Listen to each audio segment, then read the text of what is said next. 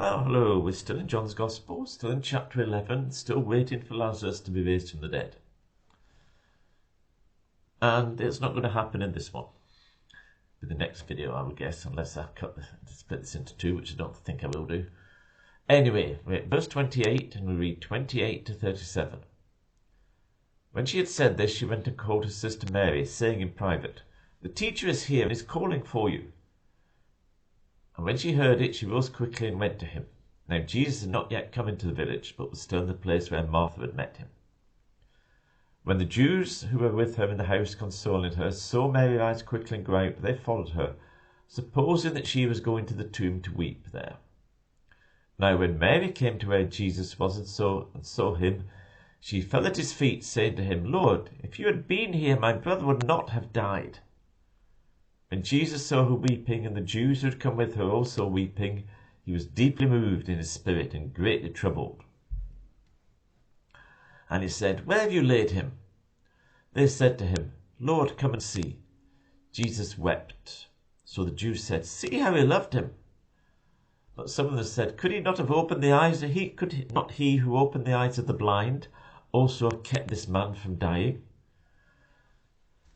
So we say Lazarus is still dead, will remain dead throughout this part of the account. And Martha's gone to Mary, her sister, and we meet them in Luke chapter 10, verses 38 to 42, where Mary comes out of things better. She sits at the feet of Jesus listening to him, whereas Martha is getting worried and uptight about all sorts of stuff. In this account, if anything, Martha comes out of things slightly better.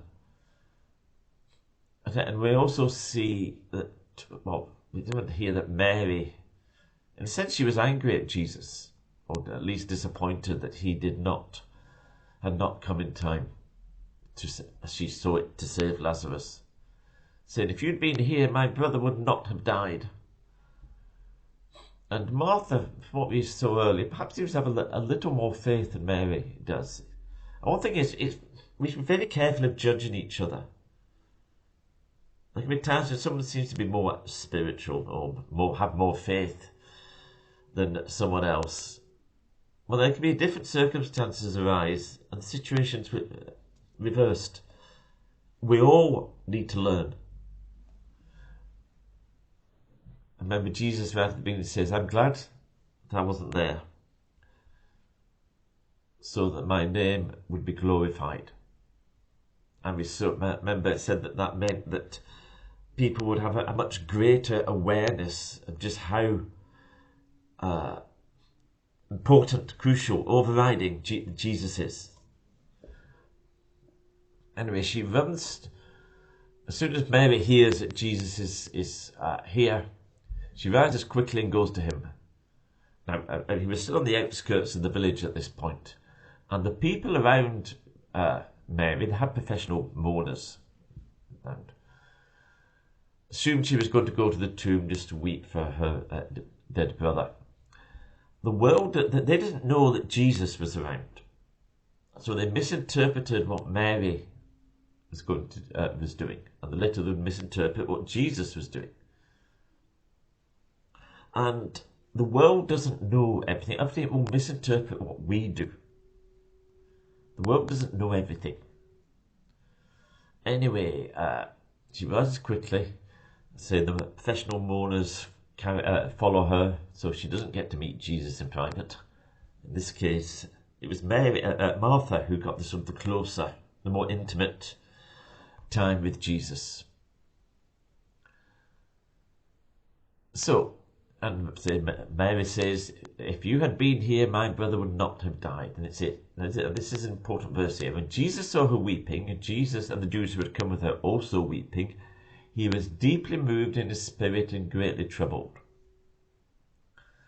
Now, if you look, it may well say the footnote in your translation, depends which one you've got. But it could say, the ESV says he was indignant, it can mean he was greatly angered. The word that's used here that's been translated, he was deeply moved in his spirit and greatly troubled. It's a very strong word and can even mean anger. And there are some who say he was angry at the people's lack of faith. Now, I'll be perfectly blunt with you, I think that sort of interpretation is a load of nonsense. It doesn't fit the narrative at all. The alternative translation, and the more common one, and in my view the far better one, is that Jesus was angered at the effects that death has. Death was not meant to be in the world. It was only because of sin that death came into the world. It's not meant to be here, but it is here. And it causes tremendous pain. As virtually all of us will have, various points in our life, lost someone who we loved. And Jesus, he shares in that pain. So he asks them, where have you laid him? And Jesus goes along with them. He hasn't reached that point yet. We get the shortest verse in the Bible, verse 35.